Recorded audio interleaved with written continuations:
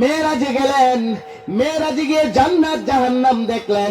দুনিয়ার জমিনে আসার পর নবীজি বার্তা দিলেন, ও সাহাবীরা রে, আমি যখন জান্নাত জাহান্নাম দেখলাম, জাহান্নামের মধ্যে দেখি বেশিরভাগ নারী, জাহান্নামের মধ্যে দেখি বেশিরভাগ নারী, জাহান্নামের মধ্যে দেখি নারী আর নারী। আল্লাহর হাবিব তিনবার কথাটা বললেন, তারপরে বললেন কিছু সংখ্যক পুরুষ।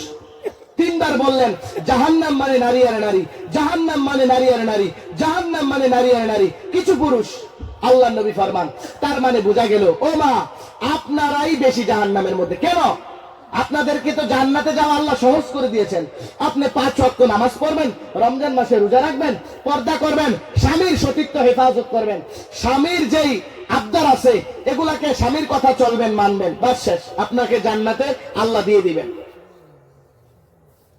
পুরুষের জন্য কোনো নামাজ ছাড় নাই।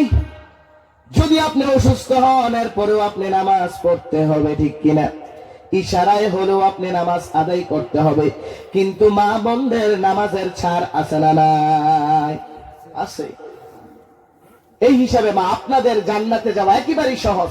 আর ইসলাম নারীদেরকে যেই পরিমাণ দাম মর্যাদা দিয়েছেন, অন্য কোন ধর্মে নারীদের অতটা দাম নাই। যেই পরিমাণ ইজ্জত, যে পরিমাণ দাম ইসলাম নারীদেরকে দিয়েছেন, শরিয়ত নারীদেরকে দিয়েছেন, অন্য কোন ধর্মে নারীদের অত দাম নাই। এই হিসাবে আল্লাহ রাব্বুল আলামিন বলেন, মুমিনদের চতুর্থ নাম্বার গুণ হলো ওয়াল্লাযীনা হুম লিফুরুজিহিম হাফিযুন। মুমিনের চতুর্থ নাম্বার গুণ হলো মুমিনরা তারা তাদের লজ্জাস্থানকে হেফাজত করবেন। আল্লাহু আকবার। লজ্জাস্থানকে হেফাজত করতে হবে, ঠিক কিনা? আমাদের আপাত মস্তক, চোখ থেকে নিয়ে মাথা পর্যন্ত সমস্ত বডিকে হেফাজত করতে হবে। জিনা থেকে সমস্ত বডিকে বাঁচাতে হবে। আমল করব ইনশাআল্লাহ। বলেন, যে তাফসীরগুলো হচ্ছে আমল করব ইনশাআল্লাহ। আল্লাহ রাব্বুল আলামিন এবার 5 নম্বরে মুমিনের গুণের কথা বলেন, ইল্লা আলা আজওয়াজিহিম আও মা মালাকাত আইমানুহুম ফাইন্নাহুম গায়রু মামলুমিন। আল্লাহ রাব্বুল আলামিন বলেন, যারা নিজেদের স্ত্রী এবং মালিকানাভুক্ত কৃত দাসী ছাড়া অন্য কারোর সাথে নিজেদের যৌন চাহিদাকে চরিতার্থ করবে, তারাই হবে জাহান্নামী, ঠিক কিনা? যারা নিজেদের স্ত্রী এবং এই কৃতদাস, যারা কৃতদাসিনী, যারা, এটা তৎকালীন সময়ে ছিল। আরব ভূখণ্ডের মধ্যে তৎকালীন সময়ে দাসী ছিল, তারা তাদেরকে ক্রয় করত, কিনতো।